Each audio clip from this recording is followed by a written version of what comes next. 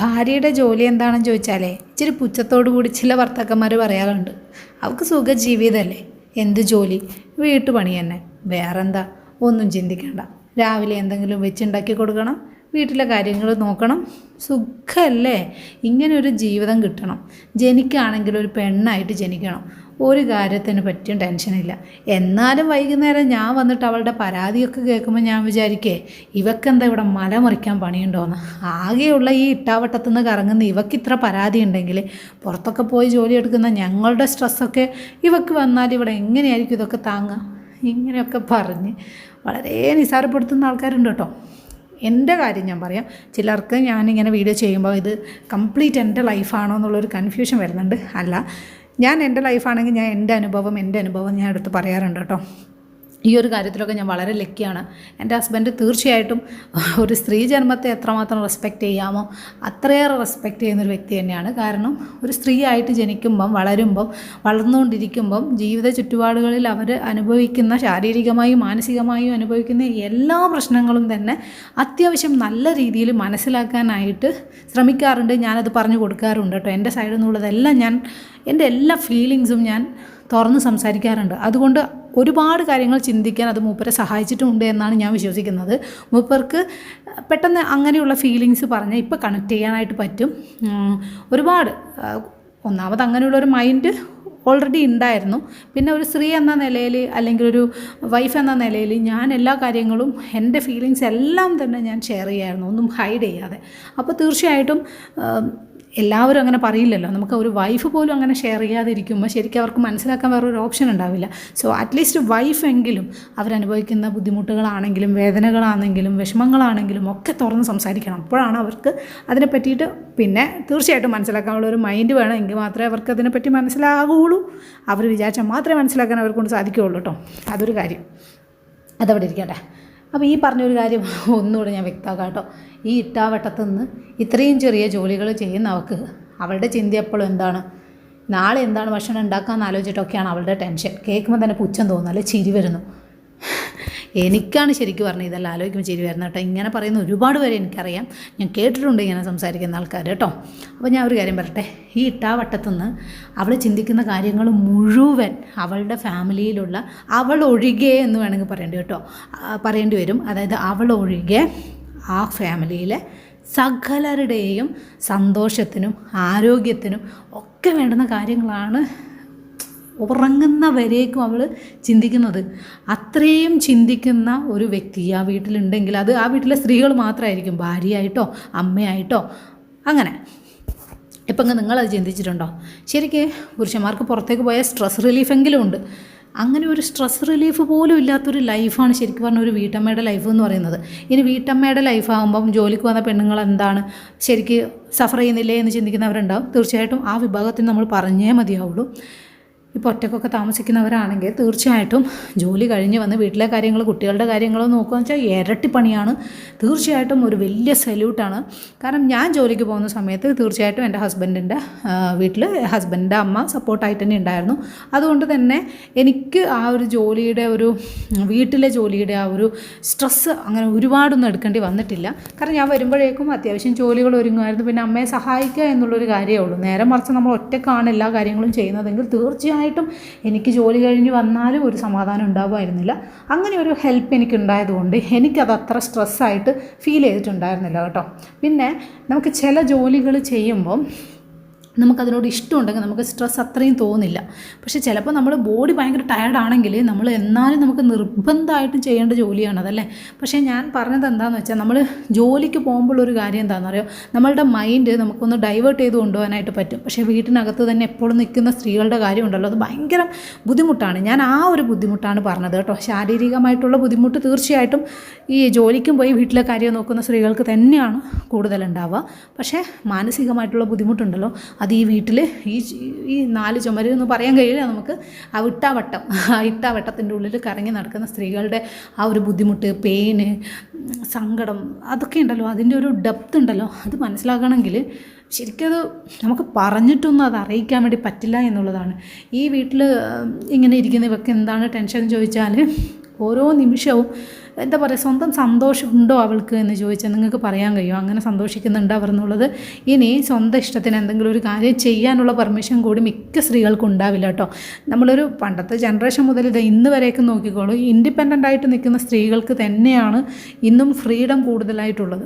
അപ്പോൾ ഞാനത് പറയാം, ജോലിയുള്ള സ്ത്രീകൾക്ക് ആ ഒരു ഫ്രീഡം തീർച്ചയായിട്ടും ഉണ്ടാവും. എല്ലാവർക്കും എന്ന് ഞാൻ പറയുന്നില്ല കേട്ടോ, അത് കൊടുക്കാത്ത ആൾക്കാരുണ്ട്. ഈ ഫ്രീഡം എന്ന് പറയുന്നത് ആരും കൊടുക്കേണ്ട ആവശ്യമൊന്നുമല്ല, അത് നമ്മൾ നേടിയെടുക്കേണ്ട കാര്യമാണ്. കാരണം ഒരാൾ, എല്ലാ വ്യക്തിക്കും വ്യക്തിപരമായിട്ടുള്ള ഫ്രീഡം തീർച്ചയായിട്ടും ഉണ്ട്. എല്ലാ കാര്യങ്ങളും, അതായത് സ്വന്തം സന്തോഷത്തിനും സേഫ്റ്റിക്കും വേണ്ടുന്ന കാര്യങ്ങൾ ചെയ്യാനുള്ള ഫ്രീഡം ഉണ്ട്. അത് വേറൊരാൾക്ക് ബുദ്ധിമുട്ടുണ്ടാകുമ്പോൾ മാത്രമാണ് ആ ഫ്രീഡത്തിന് പ്രോബ്ലം വരുന്നത് അല്ലേ. എന്നാൽ എന്താ പറയുക, ഒരു ഡ്രസ്സ് വാങ്ങിക്കണമെങ്കിലോ ഒന്ന് പുറത്ത് പോകണമെങ്കിലോ എല്ലാ നിസ്സാര കാര്യത്തിനും പെർമിഷൻ എടുക്കേണ്ടി വരുന്ന നമ്മൾ പോകുന്നു എന്ന് പറയുന്നത് വലിയ കുഴപ്പമില്ല. പക്ഷേ എല്ലാ കാര്യത്തിനും വിടുവോ, ഞാൻ പോയിക്കോട്ടെ എന്നൊക്കെ ചോദിക്കേണ്ട ഒരു അവസ്ഥയുണ്ടല്ലോ, അത് വല്ലാത്ത ഒരു മാനസികാവസ്ഥയാണ്.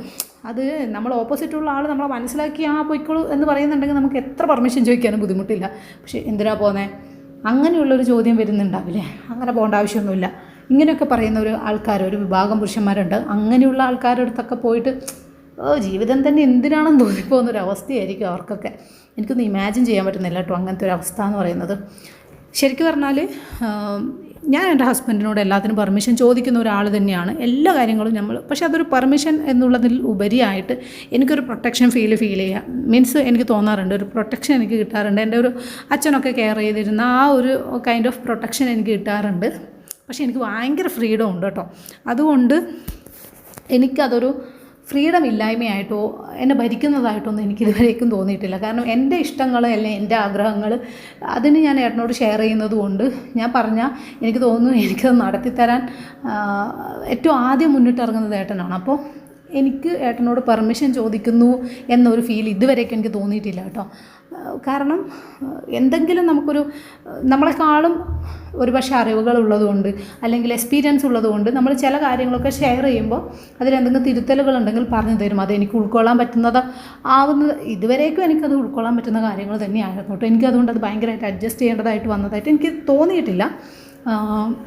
മീൻസ് അത് ഓരോരുത്തരുടെ താല്പര്യമാണ്. എനിക്ക് എൻ്റെ ഉള്ളിൽ എൻ്റെ ഏട്ടൻ എന്ന് പറയുന്നത് ഹായ് എന്ന് പറയുന്ന ആ ഒരു ഫ്രണ്ട്ഷിപ്പിനേക്കാളും ഉപരിയായിട്ട് തീർച്ചയായിട്ടും ഫ്രണ്ട്ഷിപ്പ് തീർച്ചയായിട്ടും ഒരു റിലേഷൻഷിപ്പിൽ വേണം. അതാണെങ്കിലാണ് നമുക്ക് എപ്പോഴും ഒരു ഫ്രീഡം കൂടി ഉണ്ടാവുള്ളൂ.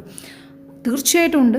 അതിലുപരിയായിട്ട് എനിക്ക് ഒത്തിരി റെസ്പെക്റ്റും ഞാൻ കൊടുക്കുന്നൊരു വ്യക്തിയാണ് കേട്ടോ എൻ്റെ ഹസ്ബൻഡ് എന്ന് പറയുന്നത്. കാരണം ഇന്ന് നമ്മളുടെ സമൂഹത്തിൽ നോക്കുമ്പോൾ ഓരോ ഹസ്ബൻഡിൻ്റെയും ക്യാരക്ടറൊക്കെ കാണുമ്പോൾ ഉണ്ടല്ലോ, അത് നമുക്ക് ചിന്തിക്കാൻ പറ്റില്ല. ഇത് ഇങ്ങനെയൊക്കെ ആൾക്കാരുണ്ടോ എന്നൊക്കെ തോന്നിപ്പോകും. എനിക്ക് ഒരുപാട് പേരെ അറിയാം, ഒരുപാട് പേരുടെ കാര്യങ്ങൾ, നമ്മളുടെ ഒരുപാട് സുഹൃത്തുക്കളുടെ കാര്യങ്ങളൊക്കെ നമ്മൾ കേൾക്കുമ്പോഴും കാണുമ്പോഴൊക്കെ എനിക്ക് തോന്നിപ്പോകാറുണ്ട് കേട്ടോ. നമുക്ക് ഏറ്റവും നല്ലൊരു പാർട്ട്ണറെ കിട്ടുക എന്നുള്ളത് ഏറ്റവും നല്ലൊരു എന്ന് പറഞ്ഞാൽ ഫിനാൻഷ്യലി അല്ല ഞാൻ ഉദ്ദേശിക്കുന്നത്, നമ്മൾ അണ്ടർസ്റ്റാൻഡ് ചെയ്യുന്ന ഒരാളെ കിട്ടുക എന്നുള്ളതാണ് ഏറ്റവും വലിയ സമ്പാദ്യം എന്ന് പറയുന്നത്.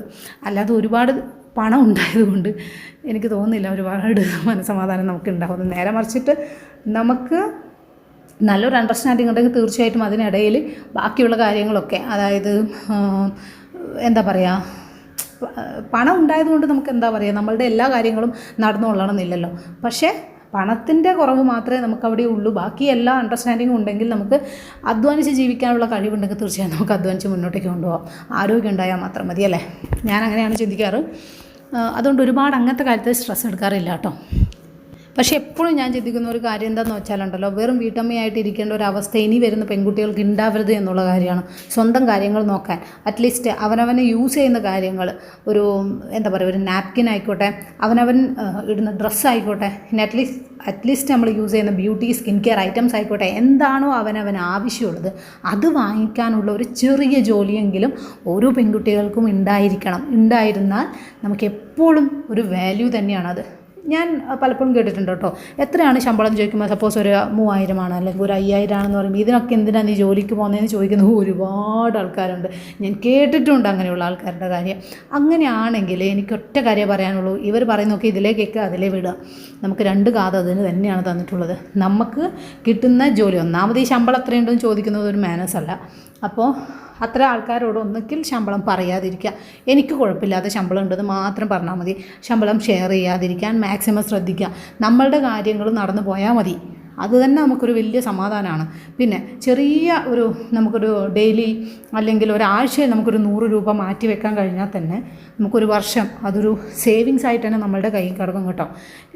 ഇതൊക്കെ നമുക്ക് പറയാൻ എളുപ്പമാണ്, ചെയ്ത് കാണിക്കാനും എളുപ്പമാണ്.